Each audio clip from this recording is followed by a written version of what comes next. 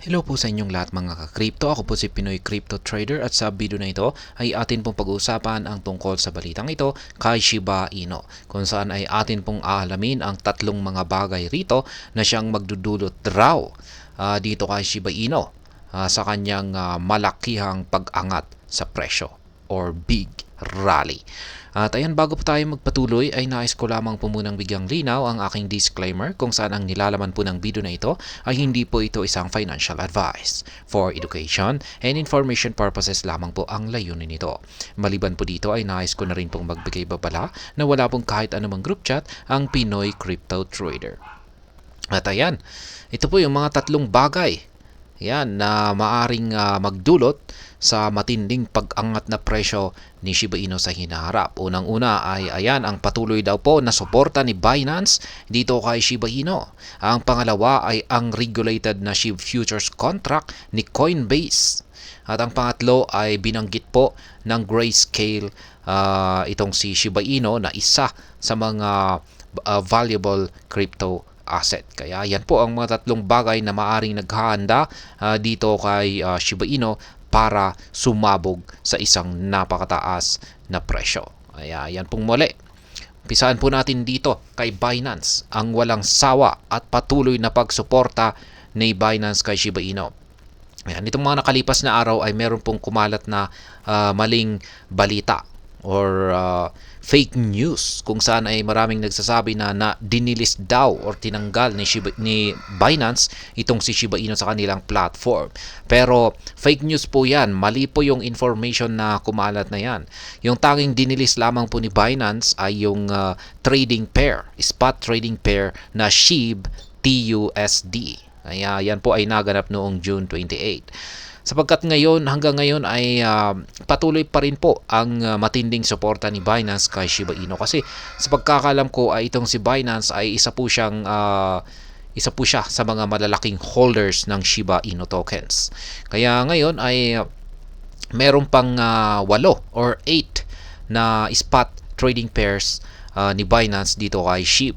At kasama na po rito itong si SHIB at saka si SHIB Dodge na trading pair, SHIB USDC at saka ang SHIB USDT. Ayan. Maliban po rito, ipinagmamalaki ni Binance ang kanilang 24-hour trading volume dito kay Shiba Inu na umaabot po ng $9.66 billion. Kaya dahil dito ay ito po yung pinakamalaking crypto trading platform ng Shiba Inu sa buong mundo. Kaya ayan, ganyan po katindi ang suporta ni Binance kay Shiba Inu. Pangalawa ay ang derivatives ni Coinbase kung saan ay ilalunch po nila ang kanilang regulated SHIB futures contract. Kaya isa na rin po itong magdudulot ng malaking impact sa presyo ni Shiba Inu. Ayan. Paparating na Coinbase derivatives na isang regulated futures contract para kay Shiba Inu.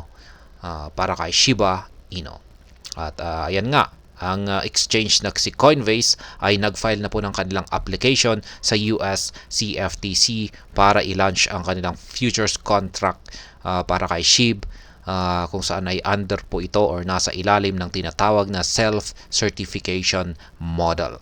At inaasahan po na ang kanyang listing ay magaganap po sa paparating na July 15, 2 linggo mula ngayon. Kaya ayan po ang aabangan natin. At ang panghuli or pangatlo rito ay ang inilabas na pahayag ng Grayscale kung saan ay binigyan po nila ng nagbigay po sila ng papuri kay Shiba Inu sapagkat kasama po siya sa tinuturing nilang top 10 na most valuable crypto asset. Yan, ang Grayscale ay ayon po sa kanila ay kasama po sa top 10 most valuable tokens itong si Shiba Inu. Ibig pong sabihin ay nagtitiwala po sila. Kaya ayan, mukhang sinyalis kaya ito na ang Grayscale ay mag-a-apply na rin ang kanilang Shiba Inu spot ETF. Ayan, or ETF, Exchange Traded Fund, kasi mukhang nagugustuhan naman po niya si Shiba Inu. Kaya yan po ang posibleng magdudulot sa pag-angat ng presyo ni Shiba Inu kaugnay dito kay Grayscale. At ayan, yan po yung mga tatlong mga factors, key factors na maaaring magdulot ng isang matinding pag-angat sa presyo ni Shiba Inu sa hinaharap. At hanggang dito na lamang po tayo sa video na ito mga ka-crypto. Sana po ay inyong nagustuhan ang aking paliwanag sa video na ito. Kung inyo po itong nagustuhan ay pakiclick lamang po ang like button nito. Para naman po sa mga bago lamang dito, kayo po ay aking inaanyayahan para mag-subscribe. Pakiclick na rin po ang bell icon nito dahil ito po ang siya magsisilbing notification nito sa mga bago kong videos na akin pong ina-upload sa aking YouTube channel na ito. Marami pong salamat sa panunood. Ingat po tayo lagi at God bless po sa ating lahat.